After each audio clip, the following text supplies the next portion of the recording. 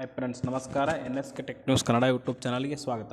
ನೋಡಿ ವಿದ್ಯಾರ್ಥಿಗಳೇ, first PUC ಮತ್ತು ಸೆಕೆಂಡ್ PUC ಓದ್ತಾಗತ್ತ ವಿದ್ಯಾರ್ಥಿಗಳಿಗೆ ಸಿಗುವ ಸ್ಕಾಲರ್ಶಿಪ್ಗಳ ಬಗ್ಗೆ ಮಾಹಿತಿ ತಿಳಿಸ್ಕೊಡಂತ ಕೇಳಿದ್ರಿ. ಈಗ ಅದನ್ನು ತಿಳಿಸ್ಕೊಡ್ತಾಯಿದ್ದೀನಿ. ನೋಡಿ ವಿದ್ಯಾರ್ಥಿಗಳೇ, ಫಸ್ಟ್ PUC ಮತ್ತು ಸೆಕೆಂಡ್ PUC ಓದ್ತಕ್ಕಂಥ ವಿದ್ಯಾರ್ಥಿಗಳಿಗೆ ಪ್ರಮುಖವಾಗಿ ಸಮಾಜ ಕಲ್ಯಾಣ ಇಲಾಖೆ ಇರ್ಬೋದು, ಪರಿಶಿಷ್ಟ ಪಂಗಡ ಕಲ್ಯಾಣ ಇಲಾಖೆ ಇರ್ಬೋದು, ಹಿಂದುಳಿದ ವರ್ಗಗಳ ಕಲ್ಯಾಣ ಇಲಾಖೆ ಇರ್ಬೋದು, ಅಲ್ಪಸಂಖ್ಯಾತರ ಕಲ್ಯಾಣ ಇಲಾಖೆ ಇರ್ಬೋದು, ಕರ್ನಾಟಕ ರಾಜ್ಯ ಬ್ರಾಹ್ಮಣ ಅಭಿವೃದ್ಧಿ ಮಂಡಳಿ ಇರ್ಬೋದು, ತಾಂತ್ರಿಕ ಶಿಕ್ಷಣ ಇಲಾಖೆ, ವೈದ್ಯಕೀಯ ಶಿಕ್ಷಣ ಇಲಾಖೆ ಮತ್ತು ಆಯುಷ್ ಇಲಾಖೆ, ಕಾಲೇಜು ಶಿಕ್ಷಣ ಇಲಾಖೆ, ಈ ಇಲಾಖೆಗಳಿಂದ ಕಡ್ಡಾಯವಾಗಿ ಆ ವಿದ್ಯಾರ್ಥಿಗಳಿಗೆ ಏನಾಗುತ್ತಪ್ಪ ಅಂದರೆ SSP ಮೂಲಕ ಅಂದರೆ ಸ್ಟೇಟ್ ಸ್ಕಾಲರ್ಶಿಪ್ ಪೋರ್ಟಲ್ ಮೂಲಕ ನೀವು ಸ್ಕಾಲರ್ಶಿಪ್ ಅರ್ಜಿ ಸಲ್ಲಿಸಿದರೆ ಸಾಕು, ಎಲ್ಲ ವಿದ್ಯಾರ್ಥಿಗಳಿಗೆ ಪಿ ಕನ್ಸೆಷನ್ ಅಂದರೆ ಶುಲ್ಕ ವಿನಾಯಿತಿ ಅಂತ ಸಿಗುತ್ತೆ.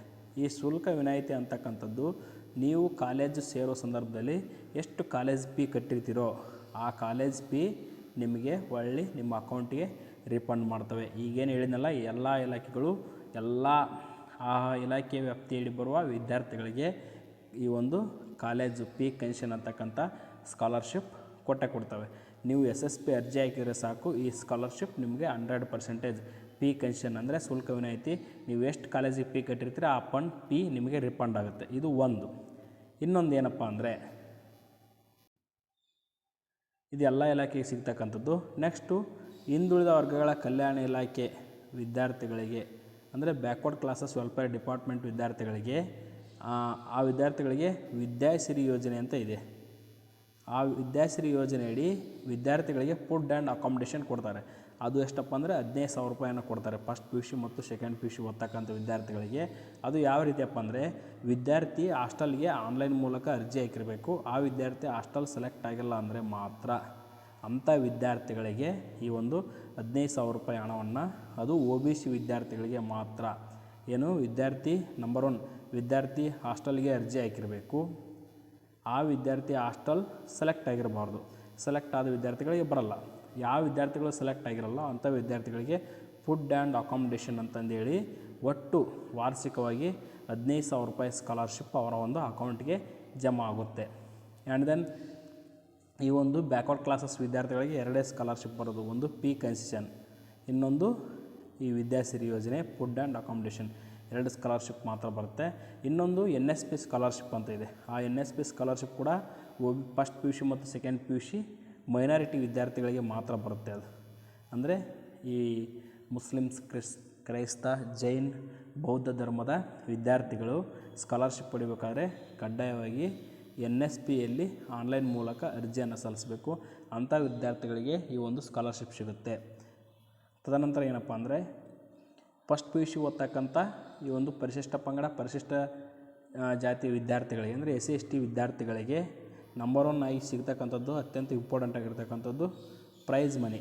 ಫಸ್ಟ್ PUC ಓದ್ತಕ್ಕಂಥ ವಿದ್ಯಾರ್ಥಿಗಳಿಗೆ ಪ್ರೈಸ್ ಮನಿ ಅಮೌಂಟ್ ಸಿಗುತ್ತೆ. ಅಂದರೆ ನೀವು SSLCಯಲ್ಲಿ ಅಬೋವ್ 60 ಮಾಡಿದರೆ ನಿಮಗೆ 7,500 ರೂಪಾಯಿ ಹಣ ಬರುತ್ತೆ. ಮತ್ತು ಅಬೋವ್ 75 SSLCಯಲ್ಲಿ ಅಬೋವ್ 75 ರಿಸಲ್ಟ್ ಮಾಡಿದರೆ ನಿಮಗೆ 15,000 ರೂಪಾಯಿ ನಿಮ್ಮ ಅಕೌಂಟಿಗೆ ಹಾಕ್ತಾರೆ. ಇದು ಆಟೋಮೆಟಿಕ್ಲಿ ಬರುತ್ತೆ. ಮತ್ತು ನೀವು ಸಮಾಜ ಕಲ್ಯಾಣ ವಿದ್ಯಾರ್ಥಿ ಇಲಾಖೆಯಿಂದ ಪಿ ಕನ್ಸೆಷನ್ ಕೂಡ ಪಡಿಬೋದು. ಈ ಒಂದು ಶುಲ್ಕ ವಿನಾಯಿತಿ ಕೂಡ ನಿಮ್ಮ ಅಕೌಂಟಿಗೆ ಜಮಾ ಆಗುತ್ತೆ. ಇನ್ನೊಂದು ಇಲಾಖೆ ಯಾವುದಪ್ಪ ಅಂದರೆ ಪರಿಶಿಷ್ಟ ಪಂಗಡ ಕಲ್ಯಾಣ ಇಲಾಖೆ ಕೂಡ ಸೇಮು. ಆ ವಿದ್ಯಾರ್ಥಿಗಳಿಗೆ ಫಸ್ಟ್ PUC ಓದ್ತಿದ್ದರೆ ಆ ವಿದ್ಯಾರ್ಥಿಗಳು SSLCಯಲ್ಲಿ ಅಬೋವ್ 60 ಮಾಡಿದರೆ ಸೇಮ್ 7,500 ರೂಪಾಯಿ ಮತ್ತು 75 ಅಬೌಟ್ ಮಾಡಿದರೆ 15,000 ರೂಪಾಯಿ ಅವರ ಅಕೌಂಟಿಗೆ ಜಮಾ ಆಗುತ್ತೆ. ಇದನ್ನು ಹೊರತುಪಡಿಸಿ ಎಲ್ಲ ವಿದ್ಯಾರ್ಥಿಗಳಿಗೆ ಸಿಗುವ ವಿದ್ಯಾರ್ಥಿ ವೇತನ ಯಾವುದಪ್ಪ ಅಂದರೆ ಕಾರ್ಮಿಕ ಇಲಾಖೆಯ ವಿದ್ಯಾರ್ಥಿ ವೇತನ. ಅಂದರೆ ಫಸ್ಟ್ PUC ಮತ್ತು ಸೆಕೆಂಡ್ PUC ಓದ್ತಕ್ಕಂಥ ಅವರು ವಿದ್ಯಾರ್ಥಿಗಳ ತಂದೆ ತಾಯಿ ಕಾರ್ಮಿಕರಾಗಿದ್ದರೆ ಅವರ ಒಂದು ಅಕೌಂಟಿಗೆ ಕಾರ್ಮಿಕ ಇಲಾಖೆ ವಿದ್ಯಾರ್ಥಿ ವೇತನ ಹಣ ಜಮಾ ಆಗುತ್ತೆ. ಅದು ನೀವು ಆನ್ಲೈನ್ ಮೂಲಕ ಅರ್ಜಿ ಹಾಕಬೇಕು. ಅರ್ಜಿ ಹಾಕಿದ ನಂತರ ಡೈರೆಕ್ಟಾಗಿ ಅದು SSPಯಲ್ಲಿ ಹಾಕಿದರೆ ಸಾಕು, ನಿಮ್ಮ ಖಾತೆಗೆ ಜಮಾ ಆಗುತ್ತೆ.